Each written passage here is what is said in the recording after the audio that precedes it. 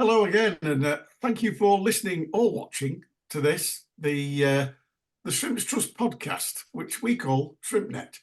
This week we are joined, first of all, by for the second week running. This time eating a Mars bar in his car, I should say, by the chatty and approachable boardroom golf pro in Charlie Appleyard, who is sporting some new facial hair. Welcome along, Charlie. Thanks for doing this. Good evening, gentlemen. Thank you for the descriptive. Everyone, you've set the scene well there, Freeze. I'm happy to say we are joined for the second time this season by our racing back to fitness custodian of the nets, the rather unlucky but here for the long haul, Stuart Moore. Stuart, thanks for talking to us. No, it's a pleasure to be here tonight. Good. So where do we start? Well, as usual, we always talk about Saturday's game. We were talking last week when we had Graham on about the MK Dons hoodoo, where I think we'd managed sort of like a few draws, 1 win and 11 losses. Hadn't scored against them for 6 games. Capitulated 4-0, 4-0 and 3-1 the last 3 home games against them. It was pretty doom and gloom. And look what goes and happens, Joel. No, the form's got to turn at some point, hasn't it? And it did finally, which was nice. And at a time when MK Dons are in really, really good form. So it was good to get a bit of an upset there. I mean, it was a funny one. I think I tweeted something about it as well. And like, when they scored in the second minute, you think, no, you lean on the old, well, obviously I just thought, here we go again. But at the same time, you want the hope that there might be a little bit of truth in the cliche that you can score too early. And it's worked out for us. But it was weird because I didn't watch the game live, but I've watched it back. And I think it's always interesting watching the game back when you know the compared score. To watching it live. Yeah, when you know the score and you're not kind of getting really because when you're watching the game, you're quite emotional, like we all are. Like I'm all over the place, But it's interesting watching back and kind of comparing what people have said about it at the time, because like I thought first half, I think a lot of people said we were really poor, but I didn't actually think we were too bad in the first half. Obviously, they've got the really, really early goal. I thought we kind of composed ourselves a bit after that, and we had quite a lot of pretty decent approach play, but maybe lacked a bit of final pass. But I thought where MK Dons looked dangerous was hitting us on the break. And they had, they've had a number of opportunities. Obviously, Archer's made a really good save, spreading himself when their lad's gone through to finish off that cross. And if you look at the chances as well, a majority of their better efforts on goal, MK Dons, came in the first half. So I do kind of look at it and think, well, maybe MK Dons were kind of sitting off a little bit and they were kind of controlling the game by making sure that it was difficult for us to get that final pass and then hit us on the counter, because they were successful at that. Second half, I thought we came out really quickly in the second half and kind of got them a bit, which I thought made the game a bit more chaotic. I thought they cut through us a bit more at times. Yeah, I agree. Also, they were making more errors in possession. Sometimes they were going long a bit more frequently. So it felt like in the second half we were trying to give the game a little bit more chaos so we could have a go at them a bit. Because obviously, I think MK Dons are aside the way they play, they kind of like a good bit of order and knocking things about, and they're in control of everything. But we could have made it a bit more chaotic that second half, I thought. Yeah, and I think you're right, Joel. And I'll let you continue in a minute. I agree with you completely, because when I watched it back, I thought straight away they didn't like the pace we came out with second half. Yeah, and I think that shook them a bit. And I'll let you carry on now, because I thought that. I thought we've upped it a bit, and they didn't like it. And even though some of our passing, they were intercepting and they were cutting through us a bit more, we were still having to go back at them, and they were looking a bit like, ugh. And as we know, the 92nd minute, that's exactly what happened. Intercepted pass, and on we go. Yeah, and obviously, I think the other thing we've targeted as well is obviously set pieces. Even though, I mean, in the first half, we could have very, very easily equalised. The Stokes has had the header, and the MK guy, he's got no idea it's hit him. It's just kind of just gone straight at the back of his head and gone over. And obviously, we've got another set piece, and we scored from it in the second half. So obviously, that was something we were targeting. We were very successful on. I don't think they got much joy against those set pieces on the other end. So yeah, it was really good to see. And then I think also as well, just having that extra bit of depth at the top end of the pitch. I mean, obviously, we've lost a lot of good players in January, but we've brought some really good ones in, and it feels like Jed's moved the squad around a little bit and given us a bit more depth up front. we've been able to bring Guion on, and then obviously having Brandon Barker come off the bench, kind of out of nowhere Charlie Brown coming on, over the past few weeks. So it was good to have those fresh legs on. I think that's probably what's helped keep us in the game and make keep up with MK's runners and everything, and also have people who've got the legs to keep pushing to the 90th minute, and then Charlie Brown is there to nick it off a loose steam limiting pass and pop it in the bottom corner. Now, I was engaged in taking my granddaughter to gymnastics, which was from 2 till 3. And we picked her up at 3 o'clock and got back in the car, and I had Radio 5 on. And it was Mark Chapman doing the Saturday afternoon show. And they were doing the usual round the grounds, and they were a little bit late. And apparently the guy who was commentating was there from Radio 5, at MK Dons versus Morecambe, but he wasn't supposed to be there. He was supposed to be somewhere else. And before that, he was supposed to be somewhere else. But both of them, in the sort of like booking beds, that area, had been called off. So whether he'd been to Stevenage or something like that, I don't know. But it was his third game. He'd gone to one game, called off, other game called off, and got to MK Dons and got settled. And they went to him live. And he actually said, "Oh, they just kicked off here." And Chappers was like, "Oh yeah, do you know where you're at?" And he was laughing about it. And then he went, "Oh, and Max Dean's just curled one in." And I was like, "No, I don't believe it." So I was absolutely gutted. But anyway, drop. There is a point to the story. Got home, fed the granddaughter, stick the TV on, blah blah blah. 20 to 5, a dad comes round, picks her up. So I immediately go back onto 5 Live. Still 1 apiece. We're doing okay, so yeah, that's fine. Gets to 3 minutes to 5. They're doing the roundup from the grounds, and they haven't mentioned MK Dons. And I'm like, "Oh, that's strange." Chappers goes, "And there's one game still going on, and it's MK Dons, and it's John, whatever his name is." And he went to MK Dons, and he went, "Yeah, we've just entered the 92nd minute. Oh, and the ball's broken." So we got live commentary on Radio 5 Live on their opener and our winner. And literally, me and my missus were going, "Oh my God." I was going absolutely ape because I just didn't expect it. And it was just fabulous because after the hoodoo that we've had, Charlie, just to put them back in the box and get rid of that hoodoo is absolutely fantastic. It was a brilliant win, Charlie. Yeah, well, all the credit has to go to my 8-year-old son, Ted Appleyard, who was the mascot on Saturday. Faz and him led the team out, so he's obviously a lucky charm. So Jed and I have been discussing a contract for him to be the mascot every game to try and get us in the playoffs. But I missed a goal as well because I was pitch side with my son and his friend who were mascots, and we went back through the tunnel, up this like service lift in the middle of the group that took us right to the director's seating, and we got there. It was 1-0.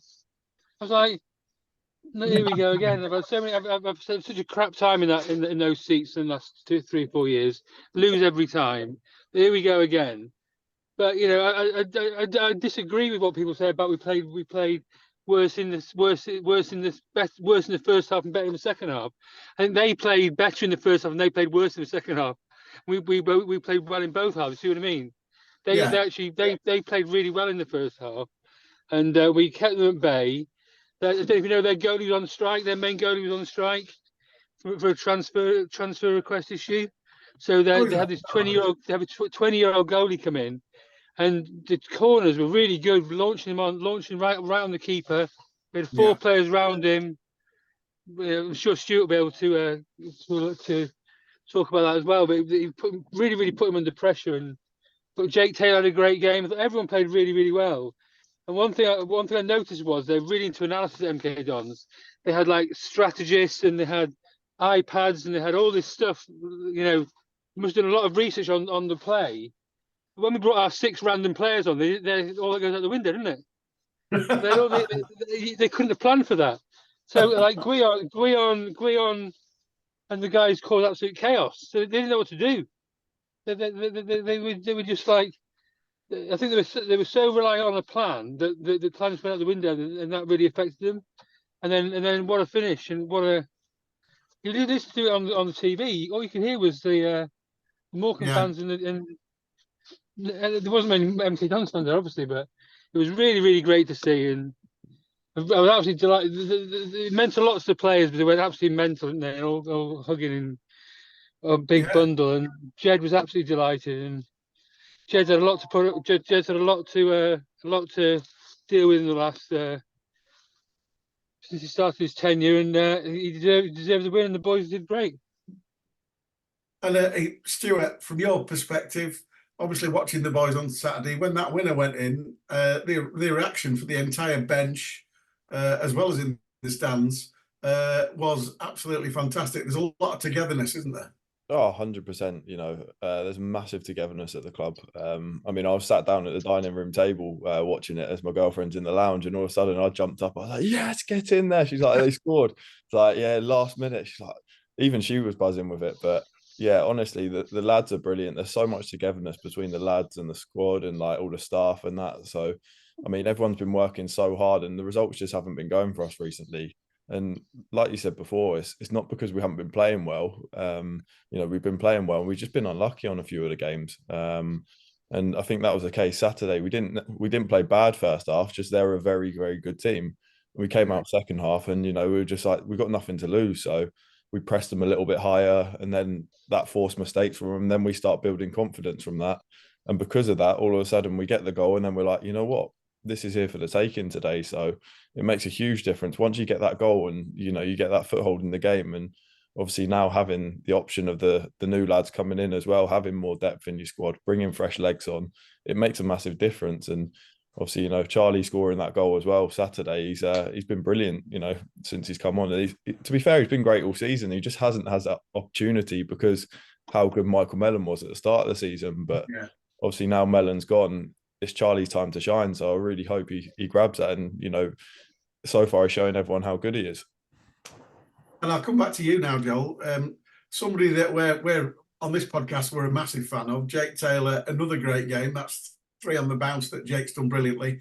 Looks really fit, and he's affecting the game in a really, you know, he's tracking back and etc. is brilliant, but he can affect the game going forward so well. And as Stuart's alluded to already, Charlie Brown has grabbed his chance with both hands, and I'm pleased for the pair of them. Yeah, 2 new players.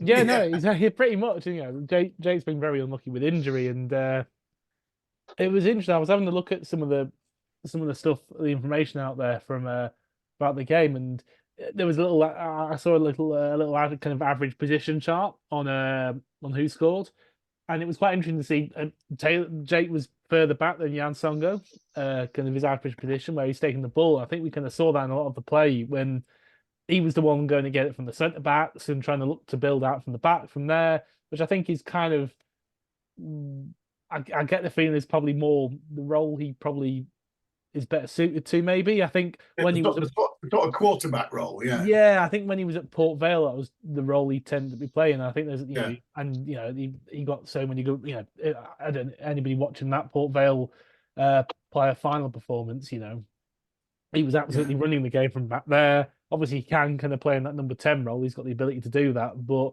I think it is good to see him a little bit deeper, pulling the strings, and then having that kind of high energy presence of somebody like Joe Adams, or when he's fit, JJ McKeon, and in that kind of more advanced role. I think that probably suits the team a little bit better and probably suits Jake a little bit better. So it's good to see him really kind of like kicking on in that role. And like you say, Charlie Brown, you know, he's giving Jed headaches, isn't he? Which is exactly what you want from these squad players. Obviously, you've got somebody like Jed Garner who's been brought in to kind of play that more traditional 9 role and make those runs in behind, which I think we saw quite a lot of when he was on the pitch. Actually, you know, he's making quite a lot of runs in behind. He was trying to turn the defense a bit more, which obviously didn't quite. There weren't any that fully came off, but it's just giving the defense another thing to think about, and I'm sure we'll see positive effects on it throughout the season. But having someone like Charlie to come on and make a bit of a case to the manager, and give him something to think about, and it's what you want. And it's that tricky one where you're like,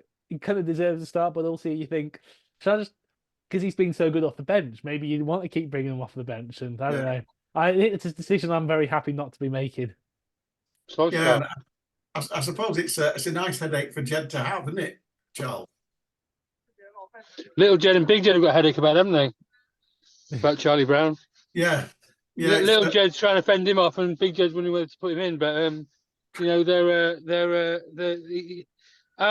just what Stuart said there. Jed said to me a couple of times, Stuart, that Charlie Brown's trained so well all season and been really, really, really good. But Mike Moses kept him out, so now was his chance. So it was just a great, great finish. It was almost a goal where you were like, we're Morecambe, we never win at MK Dons. Surely he's not going to score a worldie go round. He's on his own, right? The only way it was going to be a goal was if he went himself. And it was absolutely amazing. And I can't remember in the last 3, 4, 5 years a better, a more joyous reaction to a goal. It's great. Maybe Cole's away at Fleetwood, to be fair. Well, yeah, Cole's at Fleetwood, but I mean, similar to Cole's at Fleetwood because he started in his own half, didn't he? Cole's at Fleetwood was against, MK Dons are probably one of the best teams in the league. We're playing them away. There's lots of different nuances there, but that was a hell of a goal. I know Stuart's been doing some brilliant co-commentary on iFollow, mate. Well done. And you've seen a lot of games, and I think people moan about our performance a lot of the time, but they don't give credit to the people who are playing. We've drawn 1-1 with Mansfield, 1-1 with Stockport, beaten MK Dons in the last sort of 4 or 5 games. That's an amazing performance. We shouldn't be rolling over these teams 5-6-0. I think expectation sometimes gets beyond us, doesn't it? Talking of like the kind of fixtures we've had over Christmas as well, like they've been tough fixtures. It's a really, really hard run that we've had. I don't know, like I don't know. Obviously, I think we had a chat about it after we finished last week, Freeze, about how things are easing up over the next few weeks in terms of fixtures, and I wonder how like big picture like the squad has of it, Steve, because like you don't want to fall into the trap of thinking these are the easy ones now, but at the same time, you kind of do know that it's not quite as hardcore as it's been this past month. Yeah, 100%. I think it's one of those we look at every game obviously individually. So there's no easy game in this league, and as we've seen against probably some of the lesser teams as such, that they've been really tough games and we haven't got results. Whereas we've got results against a big team. So it's one of those that it's like there's no easy game in the league, but I think it was more just the sheer amount of games and the sheer changes we had as well. So not only the Christmas period having loads of games, but obviously losing so many key players at once. And like you said before, like the recruitment's been excellent so far. We brought in good players to fill the slots that are missing now, and we're really the team's starting to gel together again. So where we got up to the stage of everyone was sort of clicking beforehand, and then all of a sudden you lose a load of players and all of a sudden you have to start again. It's been amazing how quickly the lads have really drawn together, and we started playing that football again like almost immediately. So I think the more we play together and maybe get one or two more in maybe, I think we'll be really strong coming into the back end of the season. Well, I hope so. And following on from that, it was understandably the Crewe game was called off after what was virtually 36 hours of non-stop rain locally, but very disappointing from a point of view of us getting another game under our belts where people are getting to know each other, Joel, but also from the point of view that now we're back to sort of 2, sometimes 3 games behind people. But we are getting to the nicer weather as well, so fingers crossed, it might stand us in good stead. Yeah, very possibly. Well, I think when the games, we'll have JJ McKinnon back for the rearranged fixture, which is obviously nice and helpful. But and also they've sold one of their best defenders as well since I think it's been rearranged. So maybe it was all just part of the master plan. But it's one of those where I remember I went looking at Crewe's form. They were like 4 wins on the bounce, and they were looking pretty tricky. But at the same time, after that win on Saturday and the performance against Mansfield, I reckon it's up there it's one of our best 2 or 3 performances this season. There's a half decent case for it being our best performance of the season. So there's there was a lot to be positive about on our end, and there was some momentum I would have liked to see us be able to carry into Tuesday, but it is what it is. And I was listening to Chris Stokes earlier talking to the media, and he was he was saying, you know, look, it was disappointed it to be called off, but if with the weather what it was, you look at the Stockport game, that was barely a game of football, you know, and Yeah, you're right. it would have been, it would have been a pretty crap game of football. Let's be honest, and I don't think the play. I mean, as a player, look, you want to play games, but also, you know, you want to actually play a decent game of football. And I think that would have been pretty tricky in the conditions that that were going on Tuesday night. Well, I'm going to use a little cheeky link that came in my head just as we start recording, and the fact that the game on Tuesday night the ball was going to be probably up in the stands and out for throw-ins and up in the air a lot, which leads us nicely to Colchester United on Saturday. Now, under the Cowley brothers, and so it's not going to be a dissimilar game, Joel. I don't think. No, yeah, I mean, you know, we know what the Cowleys are like. They're pretty pragmatic and direct, but at the same time, they're very high energy. I mean, it's been interesting. I did hear a little. I think Jen might mention that they've been looking to keep it on the deck a bit more in the last couple of games. But yeah, we'll have to just wait and see. Really, it's quite hard to judge because while they've got their own way of playing, the Cowleys, they've obviously got a different. They've come into whatever squad that Colchester have, and they've got to probably maybe look at it and think, are we going to make a few tweaks? Are we going to make a few adaptations? So it's a bit of a weird time to be playing them, really. Obviously, you know, they've only had a couple of games in under the new manager, and yeah, there's players out there. Couple of draws. So it's quite hard to read into things. I mean, if you look at the kind of story of the season so far, they've created a fair amount, but they've also shipped a fair amount. So you'd think that one of the first things that they're probably going to try and address is making sure they're a bit tight at the back. So yeah, I mean, I imagine it's a tricky job for Jed and the coaching staff analysing them and thinking. Well, I'm predicting because you know this new management team come in. You got to try and work. You got to always maybe do a little bit of guesswork and kind of estimating going on what they've seen so far. But yeah, they've only got a couple of games to go off. But I'm sure there's a good plan in place, and there'll be an exciting game. And back at the museum, our eyes do kind of back us a bit. So. Yeah, you're right. And obviously, JJ hat-trick in a 3-1 win, which was when we were down to 10 men after half an hour or so.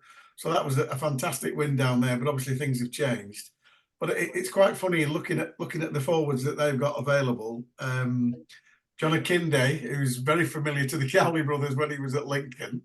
Tom Hopper, who again, and Conor Wilkinson. So I'm thinking, I wonder if they will go short. I can't see it myself if they're playing any of those three, really, but you never know, do you? But they've got some decent midfielders. If Matt Jay's fit, obviously spent his entire career at Exeter, but a good player. And somebody who gave us a lot of problems when Luton were in our division, Cameron McGeehan, who's ex-Chelsea, who's had 2 or 3 years abroad, but he's come back and they've picked him up. And he can affect things. I think he scored the goal when we beat him 3-1. So looking at him, Stuart, this is never going to be an easy game, particularly with, I know we often talk about new manager bounce, but just sometimes training change up, different voices, it can have an effect, can't it?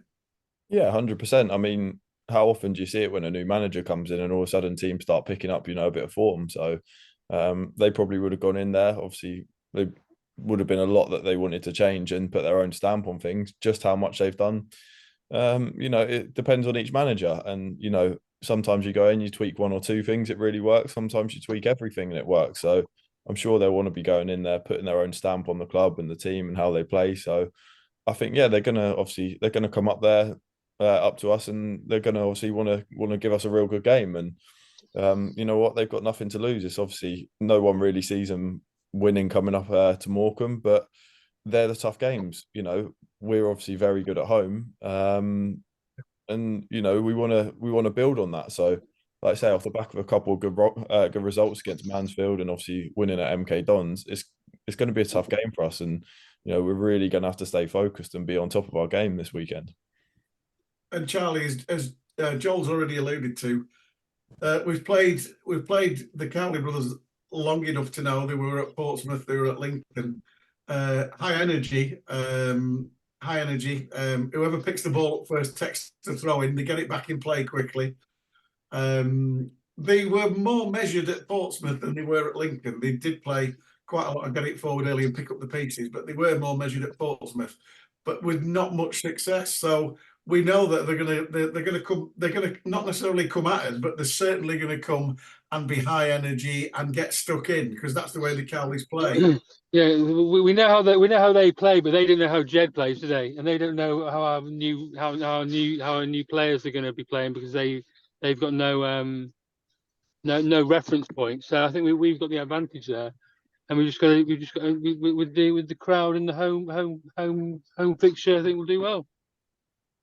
I sincerely hope you're right. Obviously, weather permitting, Joel, still, because obviously we've got a bit of rain tomorrow and yet another storm coming in for Saturday.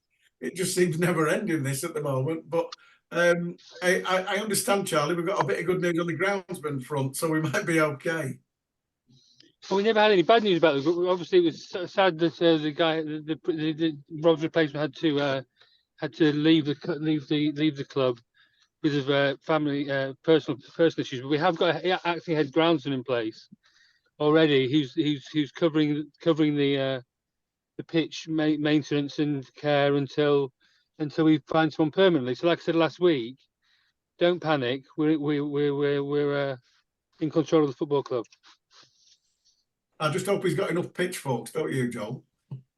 Yeah, fingers crossed. I mean, like, it's a tricky one with pitches, because I think with the Crew game being called off, I think you got to remember that it was. I think you said it was raining around the area for on and off for 36 hours roughly beforehand, and it's had a month. So to compare it to that Stockport game, that rain only whipped up about an hour or two before kickoff, whereas obviously this was like going on for a few days before, and he's also had a month of football in horrible conditions since then. And, that's always going to chunk the pitch a bit more, isn't it? But yeah, it'd be interesting to see if the weather does play a part on Saturday. Hopefully it doesn't. Hopefully it dies down a bit, because just kind of thinking about what have the Cowley brothers got to go on, and how Jeb plays, and I don't know. I kind of feel like we're probably going to see a bit more of what we saw against Mansfield, with that kind of high tempo, high energy. So it could be, maybe it could be quite a chaotic game. And obviously, Stuart knows, but he probably won't be able to tell us, because we can't really be giving away the game plan. On the I think I'd get in a bit of trouble if I did that. I know, yeah. So I'm not going to put you in that. I'm not going to ask. I'm not going to ask. But it might end up being quite a chaotic game, which could be quite fun. Yeah, true enough. Again, we should have plenty to talk about next week then, shouldn't we? So moving on to you, Stu, now. Obviously, you came on at the start of the season. You were pretty successful, made yourself a crowd favourite. You were in really, really good form. And then what exactly happened? It was at Sutton, wasn't it? It was Sutton, United. yeah. What exactly happened? Because obviously it dramatically changed your season, and from then on it sort of dramatically changed the shall we say, the trajectory of our season as a club. Yeah, obviously it was a very, very frustrating time. Like you said, I started the season, I was doing really well, felt good. Felt like I was getting better and better with every game I played, and just sort of out of nothing really, I took a goal kick and just felt a big crack in my hip, and just thought that's not right, hoping that maybe something had just like caught, like maybe the muscle had caught and it was just a bit sore. But obviously tried to play on. There's only a couple of minutes till half time, so I thought, I'll play on, maybe I'll get some painkillers at half time and it'll be all right. And as I went into the changing room, obviously said to the physio, I want to go back out. Just give us some painkillers, it'll be fine. And obviously he tested it and he said, there's no chance you're playing on that. So he obviously knew that there was something quite badly wrong there.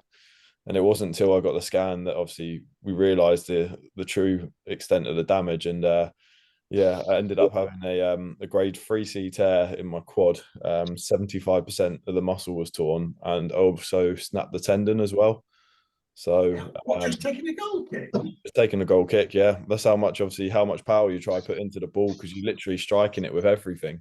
So literally the surgeon just said, obviously over the years it's probably gradually worn down, and if you imagine it like a piece of string, it's just got thinner and thinner, and that one kick was the final straw, and it just the tendon just split.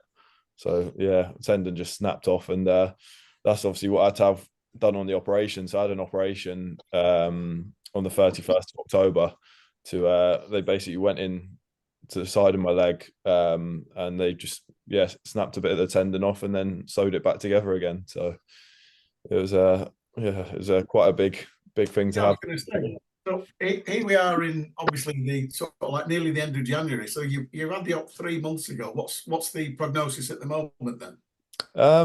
Still in the gym, still rebuilding. It's one of those that's quite frustrating, although I feel quite good in myself at the moment. The surgeon said it just needs a little bit more time healing. So at the moment I'm still on the rebuilding stage, and obviously because it was such a a big operation to have, it was obviously a lot of it is just waiting for the tendon to heal and make sure it's really like sort of knitted back together. So I've got another scan next week to check on the progress, and then hopefully I'll be able to make a bit more progress from there and be back on the grass soon. So yeah, probably looking So, at another couple of months maybe, but obviously I'm just trying to get back as soon as I can, really.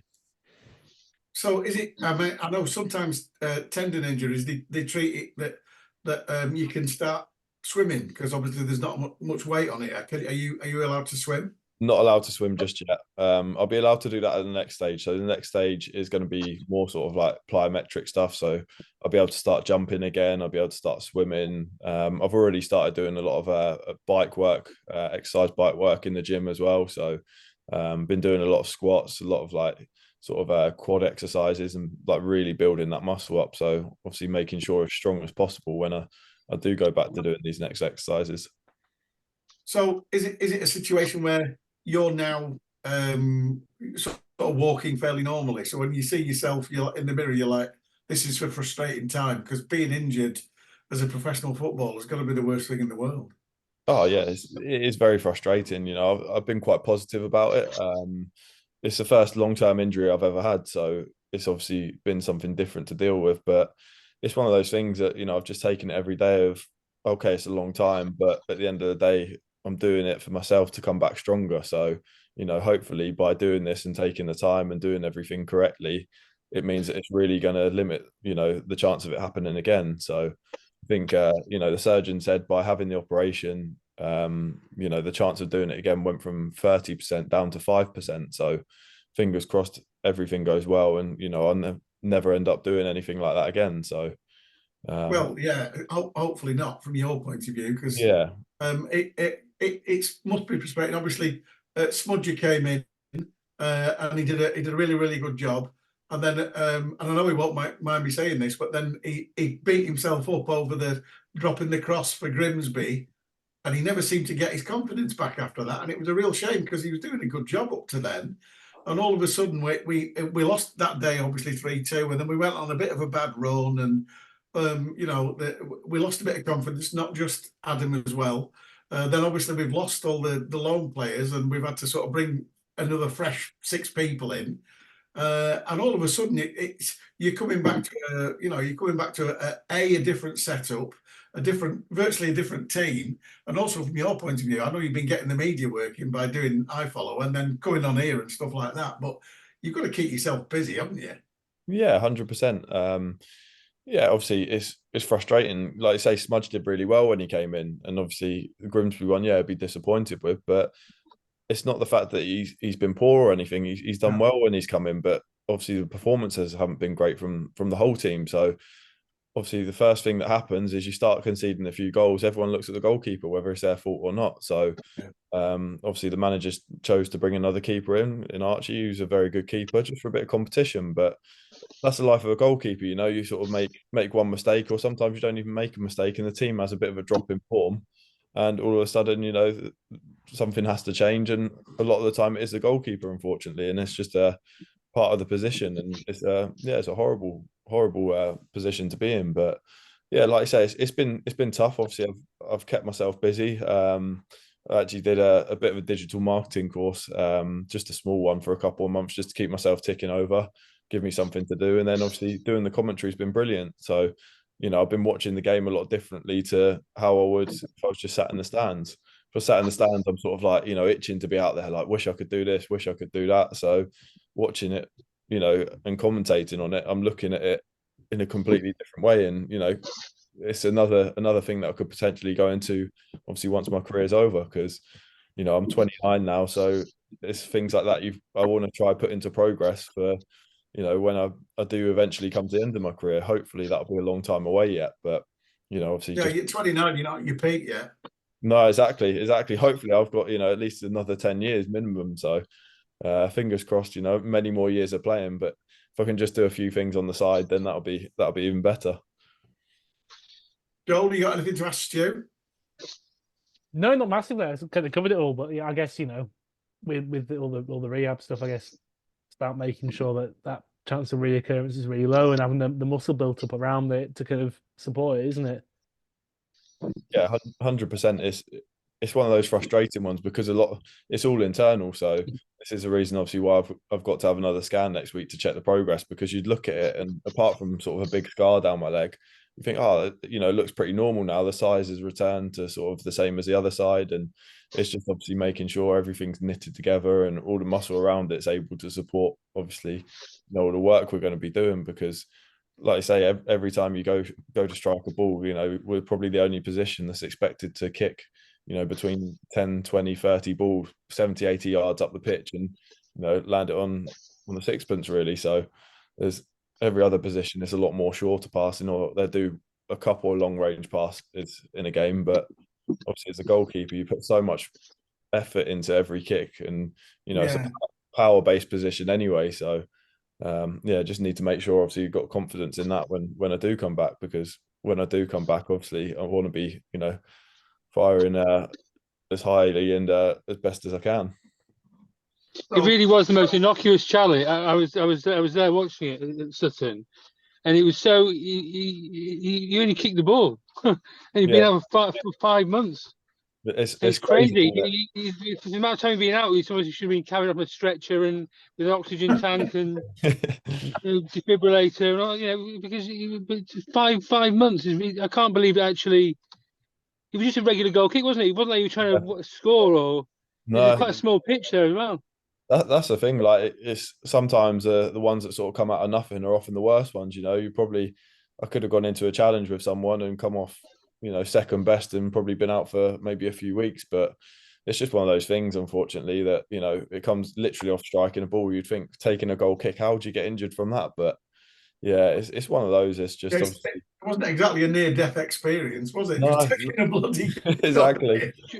John Baker did it, didn't he? John Baker did it pre-season a couple of years ago. He tore the hamstring completely off down to the bone in a really innocuous challenge. He was out. He hardly got a game all season after that.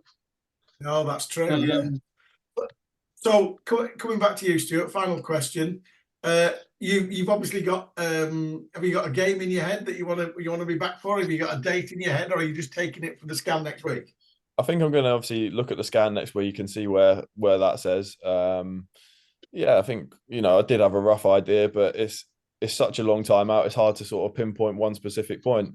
I think at the moment, my aim is to come back and play this season, whether that's 5 games, 10 games, 2 games, 1 game, whatever it is. I want to be back on that pitch as many games as possible. I think it comes down to, I could set myself a goal to come back, but at the end of the day, I want to make sure it's right, because if I come back too soon and then do it again, then you're looking at obviously, pushing into next season as well. So for me, the main is obviously getting it properly right, and then I want to play as many games as possible this season. That was my goal, obviously, at the start of the season, was to play as many games as possible. And it's just unfortunate, the timing of when I've done the injury and like I say, the severity of it. But hopefully once I'm back, I'll get a couple of games in this season, and then who knows, hopefully be pushing into playoffs as well.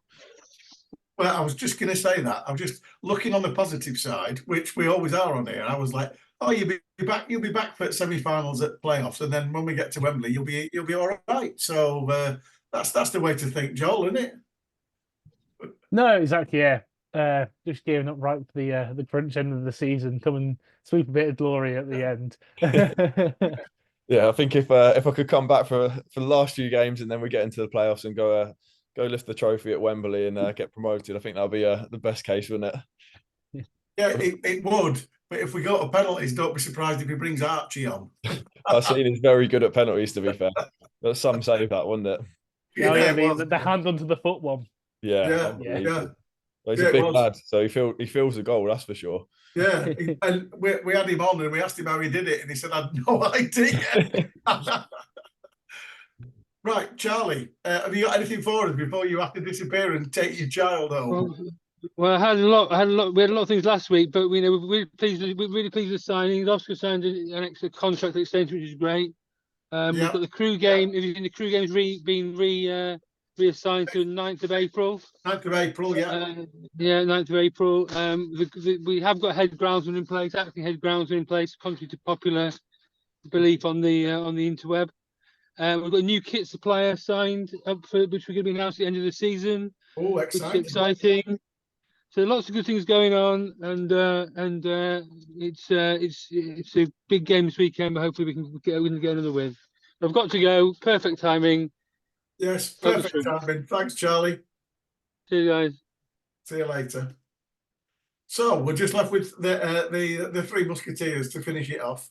Joel, have you got anything from the trust? I don't suppose there's been much happening in the last week apart from the one thing that did happen last week, and I do want to comment on this, is obviously the fact that more people became aware of the podcast because Charlie came on and actually said, you know, the situation with the board, there is going to be, we're looking at getting a fans forum, which is still going to go ahead. I know he's forgotten about to mention that, but I know that's happening. And so we got extra listeners and watchers because of that, because people were obviously getting a bit panicky and saying we're like Reading, etc. And we went over that last week. So it was a pretty positive thing that the Shrimps Trust did, saying we're in dialogue and hopefully we'll discuss a way forward. Yeah, no, I think it's actually being discussed right now, actually. But yeah, it's just one of those where I think a lot of people see what's happening at Reading, and I get why people make the association. Obviously, there are things that we all like to be a bit better, but they're not really entirely comparable situations. So whether there's a need to, how much of a need there is for some kind of protest, that's up for debate, and obviously we'll have a look into that and any feasibility. But for now, kind of like Charlie says, the club's obviously running okay. Players aren't being fed microwave meals and there's hot water, and like Reading, I think there is, Steve, but like yeah, there's hot water. I mean, I think there was a lot of water the other day. For the last few days, yeah, you could jump outside and have a shower. Yeah, too much. Yeah, I think in case the tank's running low, they can just pop outside for a bit, can't they, with a few buckets? But no, yeah, I think so. I think on that, yeah, not really too much to update on from last week. Hopefully, over the next kind of week or two, we'll have a bit more to update on once we've had the chance to have a meeting and discuss a few things. Well, I think that's probably when you'll fix a date for the fans forum. I think they're wanting you involved in that. So I think that's what I hear anyway. So that'll be good. Because like I say, the one statement that was repeated often on the internet was that Charlie's actual quote was, "We want Jason out. Jason wants out." And the fans want Jason out. And I was like, when people hear and Jason wants Jason out, then when, it's like all of a sudden, I don't think people were understanding that the board and Jason were now, shall we say, now talking to each other and pulling, shall we say, rowing the same boat in the same direction, which they always haven't been. And once that became clear, then all of a sudden it's calmed down a bit, which I think is a good thing. No, exactly. Yeah. So hopefully there is, like, it sounds like there is some kind of movement towards a positive conclusion. Hopefully that'll get reached relatively soon. Hopefully, fingers crossed. And the crew game has been rearranged for the 9th of April. When Stuart's back, hopefully. Which Stuart might be back for. Yeah, exactly. That'll give me a good target. You said for a game. There we go. Yeah, there you go. That'll be a good target. Yeah, it would make a good target. Yeah, it would. Yeah. Hopefully, the thing is, 9th of April, clocks have gone forward. It might actually be light when you kick off, and it might not actually be raining, Stu. So it'd be quite pleasant to make your second debut then. To be fair, I don't think there's ever a time where it might not be raining, but I don't think it will be a calm day, because it's never a calm day at the Mazuma, is it? Let's be honest. No.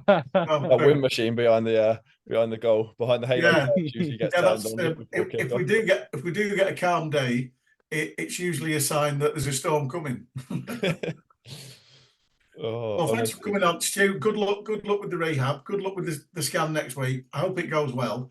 Thanks for doing this. I know that Matt was trying to press gang somebody this afternoon because he was really busy, and I know you stepped forward, and I really appreciate you doing this. But I think it's good because the fans will get an update on what's going on with you, and don't think we've forgotten about you, because we haven't. So no, honestly, it's a pleasure to come on, and like I say, it's always great to obviously to be here and be talking about it. It's disappointing that it's not in different circumstances, but hopefully next time I'm on here, I'll be back playing again. yeah, and we'll be saying, where you sitting on the coach to Wembley? Who knows? Yeah, exactly.